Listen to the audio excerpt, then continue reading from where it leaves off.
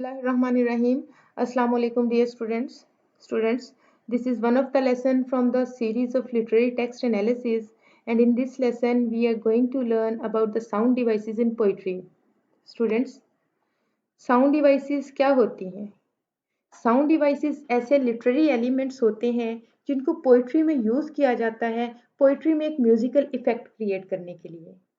Students, pros की language poetry की language से इसीलिए डिफरेंट हमें नज़र आती है क्योंकि पोइट्री में इस तरह की साउंड डिवाइसेस यूज होती हैं जिससे उसमें रिदमिक एक म्यूजिकल इफेक्ट क्रिएट हो जाता है। Sound devices are literary elements used in prose and poetry to stress certain sound and create musical effects. The writers make their text vibrant, emotive, and pleasing with the use of these devices. So, students, most commonly used sound devices are consonance, assonance, alliteration, meter, onomatopoeia. But in this lecture, we'll discuss only consonance, assonance, alliteration and onomatopoeia. क्योंकि students metre को discuss करना इतने short period में easy नहीं है। Metre एक long discussion चाहता है, इसलिए इसके लिए एक लहदा से लेक्चर जो है वो आपको दिया जाएगा। तो इसमें हम लोग कॉन्सोनेंस, एसोनेंस, एलिट्रेशन और ओनोमेटोपिया को डिस्कस करेंगे। तो let's talk about consonance. Students, consonance क्या होता है कि सेम लाइन में जो एंड की साउंड है कॉन्सोनेंट साउंड होती है और रिपीट होती है। जो कॉन्सोनेंट साउंड एंड की होती है और वो रिपीट होती है, सक्सेसिवली रिपीट होती है, जिसकी वजह से पोइट्री में म्यूजिकल इफेक्ट जो है वो आता है। Look at the definition. Consonance refers to repetition of final consonant sounds, such as in pitter patter.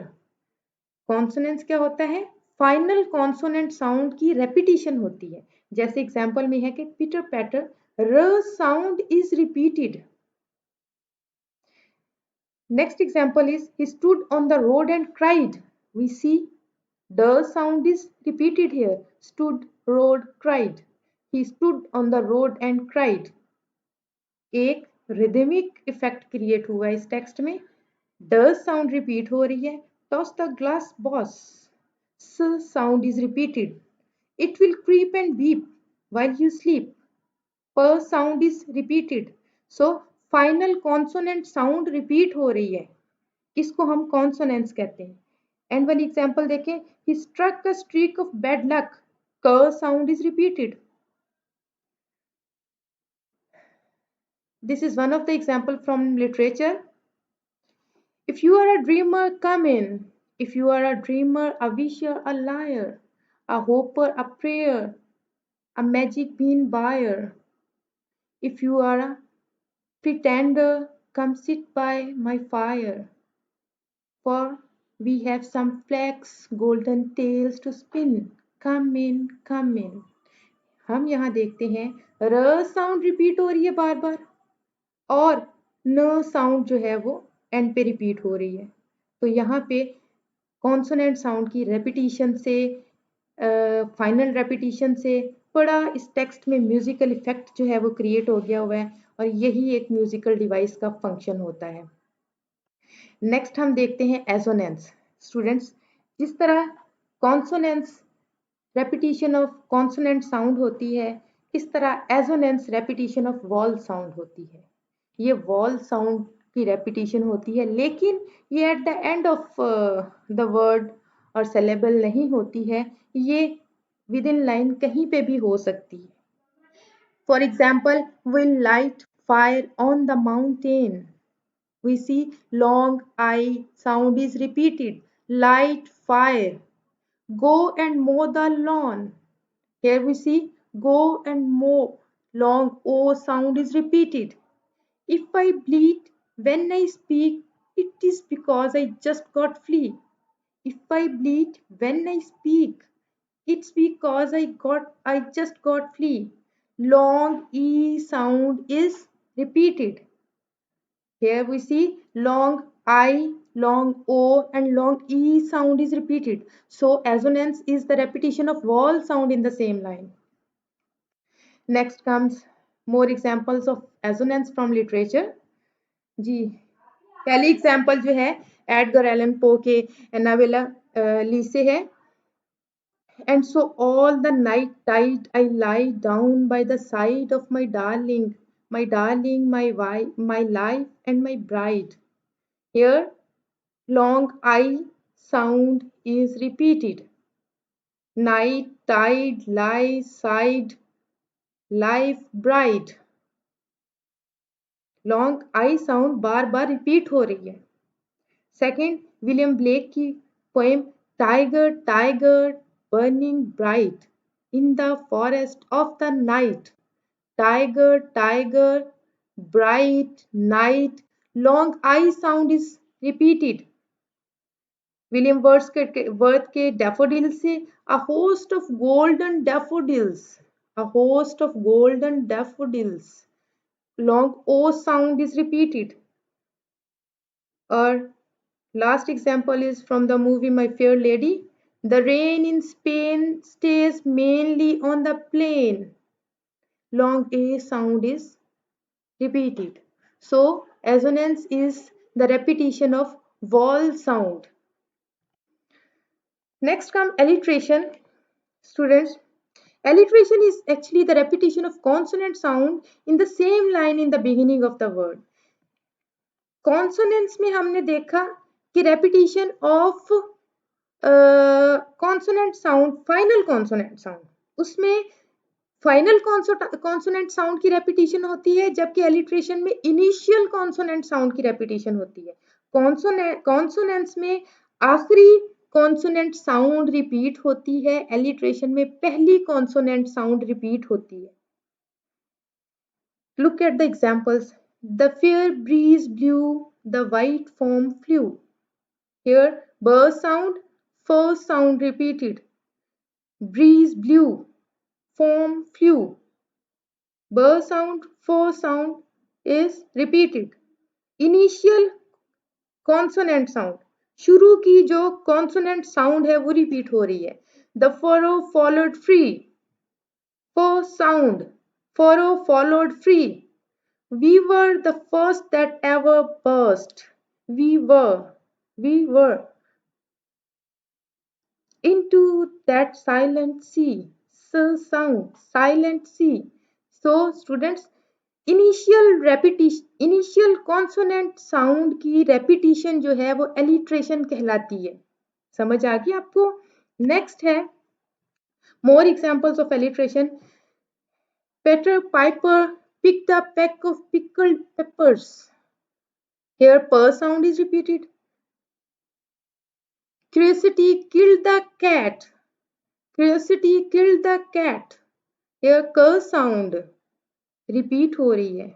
So initially कर sound, per sound, पहले में per sound initially repeat हो रही है, दूसरे में initial कर sound repeat हो रही है। तो इस repetition को, इस initial consonant sound की repetition को हम alliteration कहते हैं। Students, in our daily life we notice alliteration in the names of different companies. हम अपनी डेली लाइफ में कंपनीज के नेम में एलिट्रेशन देखते हैं, और ये किस लिए होती है? लोगों की अटेंशन को अपनी तरफ करने के लिए, लोगों की अटेंशन को खींचने के लिए जो है, और इसके अलावा इस लोगों के जहन में अपने कंपनी के नाम को बहुत अच्छी तरह से बैठाने के लिए, क्योंकि ये इजी वे टू मेमोराइज होता है। एक पैटर्न में चीज आती है ना, तो उसको इजी होता है याद करना, मेमोराइज करना। तो इस वजह से मुख्तलिफ कंपनीज जो है वो अपने नाम में एलिट्रेशन यूज करती हैं। For example Dunkin's donut, Coca Cola, American Airlines, chunky cheese. तो ये देखें आप, इन सब में इनिशियल कॉन्सोनेंट साउंड रिपीट हो रही है। Next student, here comes onomatopoeia. Students, onomatopoeia is defined as a word which imitates the natural sound of a thing. ये एक ऐसा वर्ड होता है जो किसी चीज की नेचुरल साउंड को इमिटेट करता है, नेचुरल साउंड को प्रेजेंट करता है। It creates a sound effect that mimics the thing describe, making the description more expressive and interesting. हम क्या करते हैं, उस ऑब्जेक्ट की जगह फिर हम उसकी ये जो साउंड, उससे एसोसिएटेड साउंड होती है वो यूज करते हैं।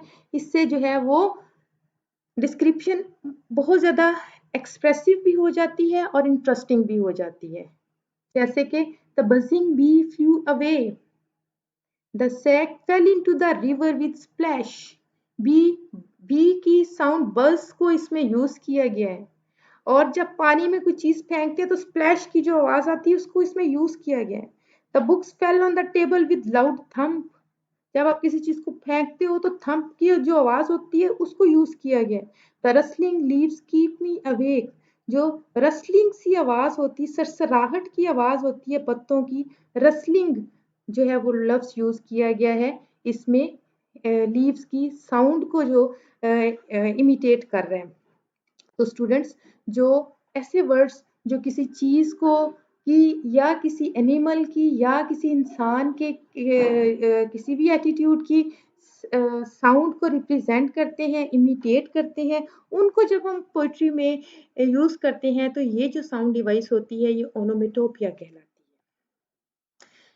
एग्जाम्पल एक और शेक्सपियर के टेम्पेस्ट से है। हार्क हार्क बो वो, द वॉच डॉग्स बार्क बो वो, हार्क हार्क आई हियर। ये देख देख रहे हैं आप कि ये एक डॉग की आवाज जो है वो इमिटेट की जा रही है यहाँ पे। तो म्यूजिकल इफेक्ट भी इससे क्रिएट हो रहा है और सीन बहुत ज्यादा एक्सप्रेसिव हो गया है पहले से। अगर हम इसको सिंपल वे में लिखते तो जस्ट हम लिखते dogs dogs were barking, I hear dogs were barking, तो फिर उससे एक कोई वो एक्सप्रेसिव और म्यूजिकल इफेक्ट नहीं क्रिएट होना था। तो यहाँ पे साउंड जो यूज की गई है, लिटरेरी डिवाइस ओनोमेटोपिया जो यूज की गई है, उससे साउंड इफेक्ट, उससे जो है वो म्यूजिकल इफेक्ट भी क्रिएट हुआ है और टेक्स्ट बहुत एक्सप्रेसिव और इंटरेस्टिंग नजर आने लगे। So students, this was all about the sound devices. We'll discuss meter in our next lecture, क्योंकि मीटर को डिस्कस करने के लिए थोड़ा सा ज़रा ज़्यादा टाइम रिक्वायर है, उसको बहुत डिटेल से डिस्कस करना पड़ेगा और वो बहुत इजी नहीं है कि जिसको हम लोग वो शॉर्ट टाइम में समझ सकें। तो आप नेक्स्ट लेक्चर के लिए काइंडली जो है वो अपने नोटिफिकेशंस ऑन कर लें so that you can get the next lecture, and definitely subscribe भी कर लें चैनल को। तो स्टूडेंट्स, यहाँ तक, इसके बाद अगले लेक्चर तक के लिए अल्लाह हाफिज़।